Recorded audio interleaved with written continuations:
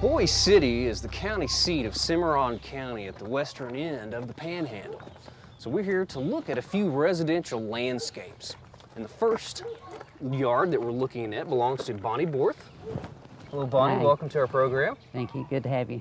Can't wait to see your garden here. And I noticed right off, this is a very nice plant. Got a lot of color right now. That's a red yucca, and it just keeps growing up through the year, and along in September it'll even be taller. And I use that a lot in floral arrangements, you know, later in the fall. Okay, so you get color starting now, and you still have color in September. Yes, it takes very, very little water. Okay, well this is the red yucca, and right up here I see you have another yucca. That's the native yucca. Okay. And they bloom every other year. Your older plants do. Okay. And as you can see, last year had huge, huge pods all the way up. Oh yeah. And I kind of like the geometric designs of them, so I just leave even the dry. Uh-huh. But we use those in floral arrangements. You use them in corsages. I just kind of think even the stems are kind of neat. Okay, so the older plants kind of settle into a pattern where they only bloom every other year. Every other year. Your newer plants will bloom, and right after they get good and started. But these, once they get in, that cycle, why they just bloom every other year. Okay, and the this pods. is beautiful. The pods you make things out of those. Yes, make corsages out of them, and you can take and cut this stem off, put it in a floral arrangement, and make, even with the pods on it, makes it real pretty, and that makes your flower right there. Okay, all right. Well, right down here, I noticed this this lovely little grass. This is one of the three awns. Got a lot of red color on the. I love the red color. It gets ends of the stems. And then whenever it seeds right there, cut that off so it won't reseed. Okay. Quite as bad, because it's kind of aggressive grass. And would you say this is a tough grass? It's hard to cut. It's hard to dig up, and you want to be real careful whenever you're touching it, because it's really razor sharp. Okay. A tough plant for a tough climate. That's right. So doesn't need any water. Okay, so this whole bed here, you don't irrigate that much. No, I rarely ever water any of this through here. Okay. Just Mother Nature. All right.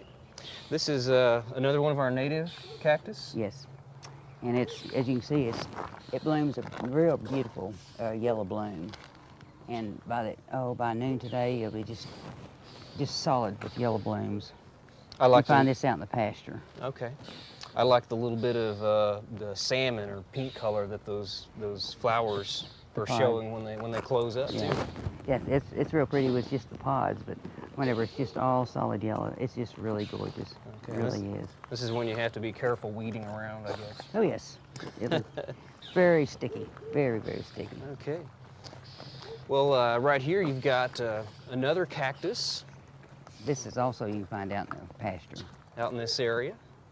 And it really does get big. We've cut it back several times. And it blooms also. There's the bloom right there. You don't want to touch these stickers or the thorns, because that's got a little hook on it. Uh-huh. And they'll sure get you. A little barb that'll kind of stay with you. And that bloom is a real pretty fuchsia color. And in another week or so, it'll be just solid. I bet that'll be gorgeous. It really is. And they last a long time. They'll last about 3 weeks. Same way with the little angel wing cactus down there. They'll close up at night, but then in the daytime they open back up. Okay, that's really gorgeous. Well, right down here I noticed you've got a silver foliage plant, the little snow in summer, or Cerastium. That's really pretty and adds quite a bit, to it. The cactus, Okay. It has such a delicate little bloom. Okay, Part of it's dyed back right in here. Usually it's just one solid, carpet, mass carpet. silver carpet. Yeah, it really well, is. those silver plants are some of those other tough plants that like the drier locations, like the lamb's ears. Yes, that lamb's ear is here. really pretty. I really like it, and it adds an awful lot to the red yucca. Okay. It's just now fixing to bloom, and I kind of like the blooms. I don't cut them off. Okay. Adds some more magenta. That's right. Purplish color to your garden. And they're good to cut off and use in dried arrangements too. Okay. The stems. I've never done that. They really are. Well, try it. They make really good dried arrangements. Okay. Well, from this point on is kind of a transition where the watering actually starts, I guess, right. for your property. And I notice you've got a nice Siberian Iris back there. Yes, I love those. Those are, I think they're so delicate and everything. Okay, so it seems to be tough enough to handle the heat, although you, Yes. you do supply that one with some moisture, and you've got some organic matter, I guess, Yes. in this spot. This has got an awful lot of compost and all. And you can dig those up and put those in your water garden. Okay. They're really good in the water garden. Okay. Well, Bonnie, let's look at your backyard. Okay. Well, Bonnie, I see that you've got a few Lombardy poplars, and also looks like you've lost a few of those here in your garden. And a lot of people look at the Lombardy poplar as a short-lived tree, but I understand that you guys use them in sort of a gardening strategy. How do you do that? Well, they are a short-lived tree. 15 years usually is, maximum. But you plant the Lombardy poplar not expecting it really for a long life. And then you plant it kind of makes a windbreak. Mm-hmm. And then you plant your pine trees or evergreens in front of it.